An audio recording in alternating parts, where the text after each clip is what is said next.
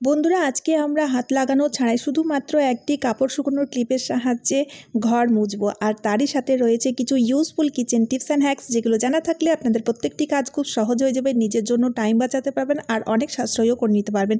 তো চলুন চটপট করে আজকের ভিডিওটি শুরু করা যাক। বন্ধুরা আমরা প্রত্যেকেই এরকম ধরনের লেদারের ব্যাগ ইউজ করে থাকি, ভ্যানিটি ব্যাগ বা স্লিং ব্যাগ।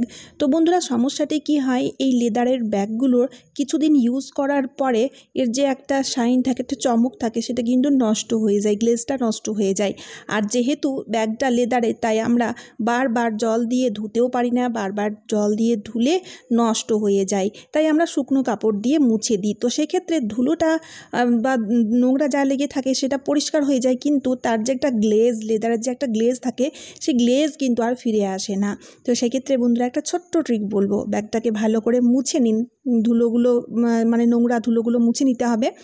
তারপরে কি করতে হবে, নিয়ে নিতে হবে নারকেল তেল। এখানে আপনারা নারকেল তেলের জায়গায় ভ্যাসলিনও নিয়ে নিতে পারেন। নারকেল তেলটি যেহেতু প্রত্যেক বাড়িতেই কিন্তু অ্যাভেলেবেল থাকে, তো এখানে সরষের তেলের ইউজ করা যাবে না, শুধুমাত্র নারকেল তেল।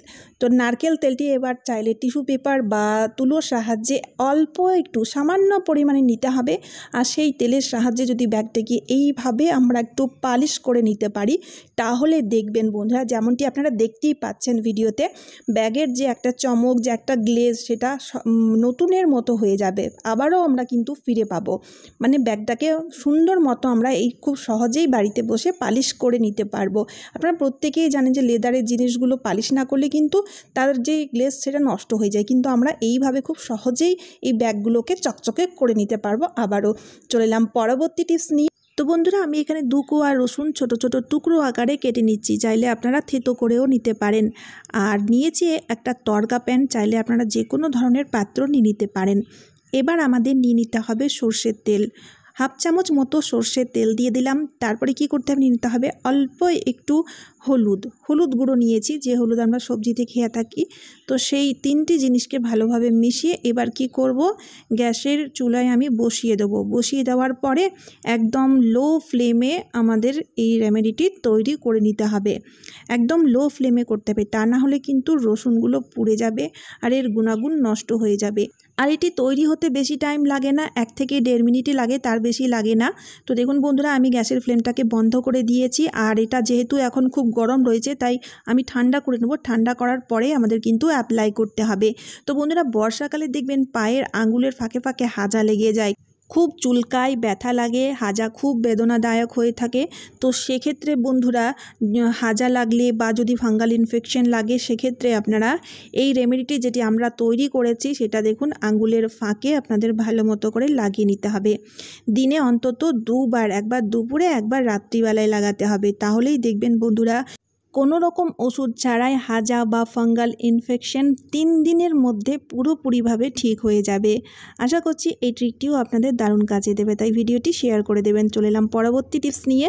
বন্ধুরা আমরা এই আইস ট্রেতে বরফ জমিয়ে থাকি, তো অনেক সময় দেখা যায় আমাদের খুব তাড়াহুড়ো থাকে আর বরফ লাগবে। তো সেক্ষেত্রে অল্প টাইমের মধ্যে আমরা কিভাবে বরফ জমাতে পারবো, তারই একটি ছোট্ট ট্রিক আমি আপনাদের সাথে শেয়ার করছি। এখানে দেখুন আমি সসপ্যানে গরম করতে বসিয়ে দিয়েছি 1 গ্লাস মতো জল। এবার জলটাকে হালকা একটু গরম করে নিতে হবে, শুধুমাত্র হালকা একটু।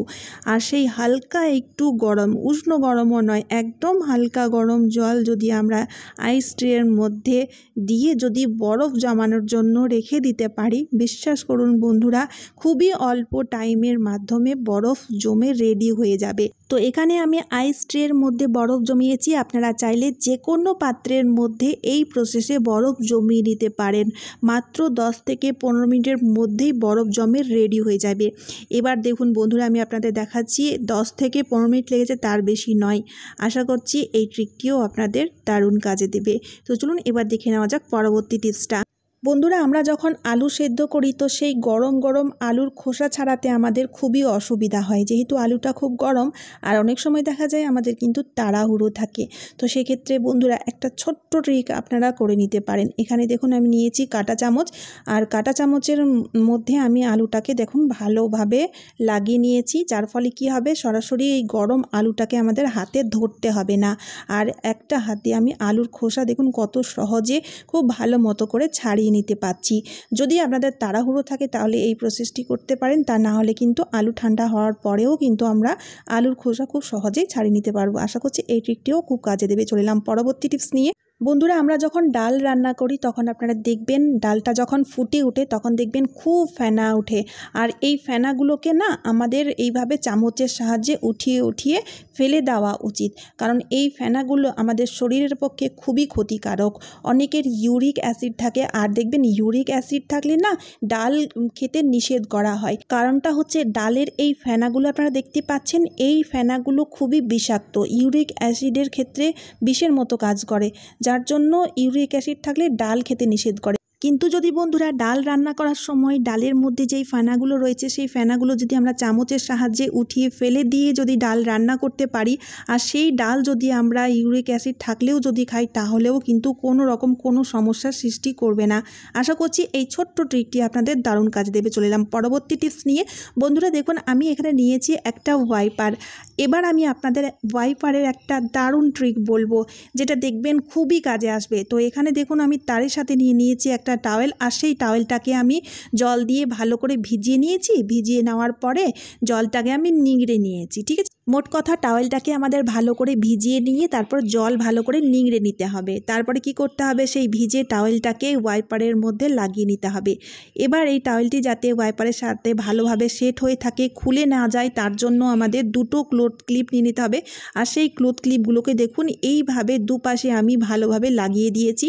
এবার দেখুন বন্ধুরা, এই টাওয়েলটি কোনো মতেই কিন্তু ওয়াইপার থেকে খুলে যাবে না। তো দেখুন বন্ধুরা, দারুণ একটি মাল্টিপারপাস ক্লিনিং টুল তৈরি হয়ে গেছে, যার সাহায্যে আমরা খুব সহজেই ক্লিনিং করে নিতে পারবো। বিশেষ করে বক্স খাটের নিচের জায়গাটা, যেই জায়গাটাতে আমরা ঝাড়ুও লাগাতে পারি না বা ভালোভাবে মোছাও লাগাতে পারি না, যার ফলে অনেক নোংরা জমে যায় আর অনেক সময় অনেক চুলও জমে যায়।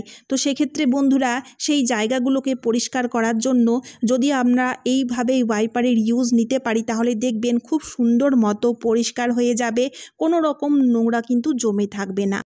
আর যেহেতু আমি আপনাদের বললাম এটার ইউজ আমরা মাল্টিপারপাসভাবে নেব, বিভিন্নভাবে নিতে পারবো, তাই দেখুন এসি বা ফ্যান এগুলোকেও আমরা খুব সহজেই পরিষ্কার করে নিতে পারবো, কারণ এত উঁচুতে আমাদের হাতই পৌঁছায় না। আর এই ফার্নিচারগুলোকেও আমাদের পরিষ্কার রাখতে হয়, যার ফলে এই ছোট্ট টুলটি আপনাদের তখন দেখবেন খুবই কাজে আসবে।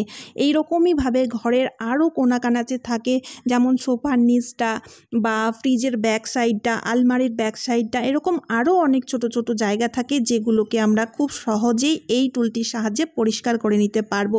আর তাছাড়া বন্ধুরা, আপনার যদি হাঁটু ব্যথা বা কোমর ব্যথার মতো সমস্যা রয়েছে আর বসে বসে ঘর মুছতে অসুবিধা হয়, সেক্ষেত্রে আপনারা দাঁড়িয়ে দাঁড়িয়ে খুব সহজেই এই টুলটির সাহায্যে ঘরও মুছে নিতে পারবেন। এই যে দেখুন বন্ধুরা, তাই এই ছোট্ট টুলটি দেখুন কত রকমভাবে আমরা কাজে লাগাতে পারবো। শুধুমাত্র একটা টাওয়েল আর ক্লোথ ক্লিপের দরকার, তাহলে সারা ঘর আমরা এইভাবে পরিষ্কার করে নিতে পারবো। তো চলুন বন্ধুরা, আজকের মতো এই পর্যন্ত। আশা করি ভিডিওটি উপকারে আসবে। যদি ভিডিওটি উপকারে আসে তাহলে ভিডিওটি শেয়ার করতে ভুলবেন না। তারই সাথে সাথে চ্যানেলটিকে সাবস্ক্রাইব করে নিতে হবে, আর একটি লাইক করে আমাকে অবশ্যই মোটিভেট করবেন। তো চলুন, আবারও দেখা হচ্ছে অন্য কোনো নতুন ভিডিওতে। আপনারা সবাই খুব ভালো আর সুস্থ থাকবেন। টাটা বন্ধুরা।